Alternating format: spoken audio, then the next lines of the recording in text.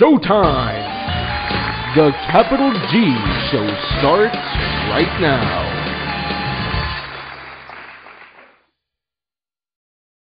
What's up YouTube, Capital G here.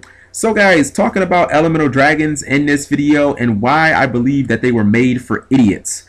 And before anybody gets really upset, dislikes the video, let me just preface my comments by saying I didn't make this video to slight any E-Dragon players out there. And I'm not saying that, you know, you have to be an idiot to play the deck, or if you play the deck, you're an idiot. You know what I mean? I'm not just taking shots at people who like E-Dragons as a deck. I'm simply saying, and my premise is, I believe that Konami specifically designed this deck so that players of any skill level, even novice, could basically pick the deck up and be extremely competitive, basically at the highest caliber.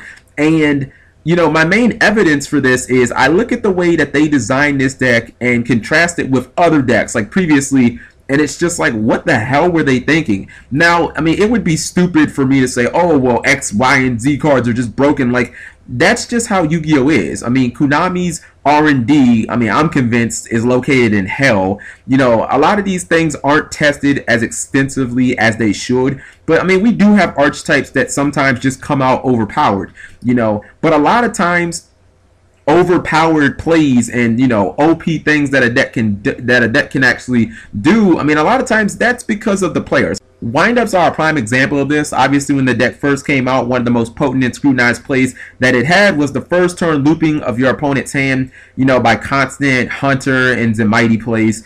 The play was really easy too. I mean, all you have to do is get Zemighty on board, summon a Hunter from your deck, launch Zemighty, take one from your opponent's hand, and as long as you could summon another level 3 that turn, you could continue to loop and take, you know, either half or sometimes your opponent's entire hand.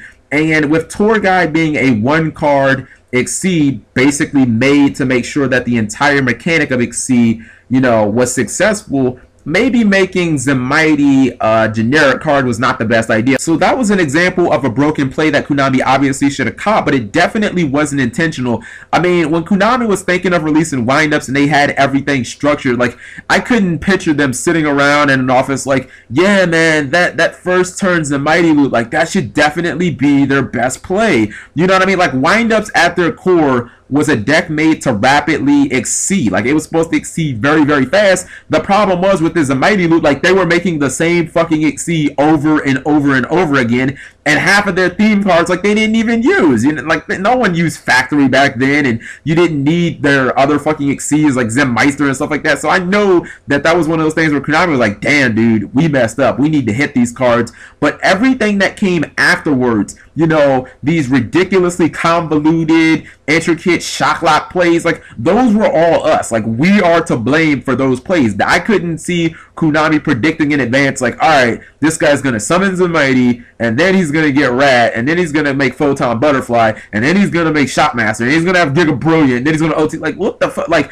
those plays were so complicated and, you know, required players to memorize all this bullshit. Like, those were on us. So you can't really point the finger at Konami, you know, post Zemighty getting hit and saying, man, you guys really butchered this archetype, because after that, I think windups were a pretty balanced deck. I just think that we just thought of some really broken shit. The problem is, I think Konami took the exact opposite approach when they designed Elemental Dragons. I think they literally sat around and thought, this deck cannot fail, fellas. We will make this deck so powerful, the worst player on earth will be able to win a Nationals with it. I mean, you look at the fact that it's a completely graveyard-based deck, but it has an inherent resistance to things like Macrocosmos and Dimensional Fissure. Whereas decks in the past, you know, archetypes like Mermail and Dark World just are completely shut down. Like, you can't do anything when those cards are up early game. This deck just powers right through it. It's like, you know, oh, you have macro on the field? Well, I'm going to keep doing my plays and discarding my dragons,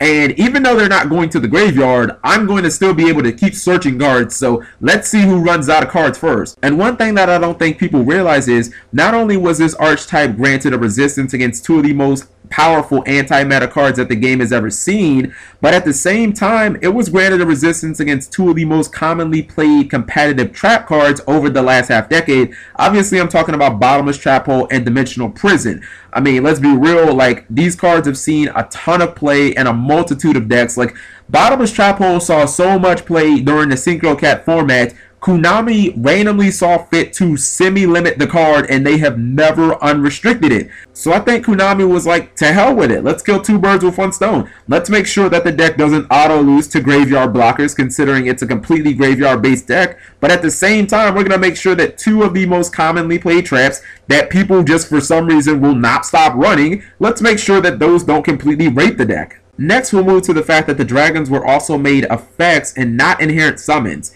This pretty much guaranteed that the only generic exceed that might actually be worth a damn against the deck, that being Stillswarm Roach, was just rendered utterly and completely useless. So, I mean, that pretty much tells me that Konami didn't want people instantly going into one card and shutting the deck down.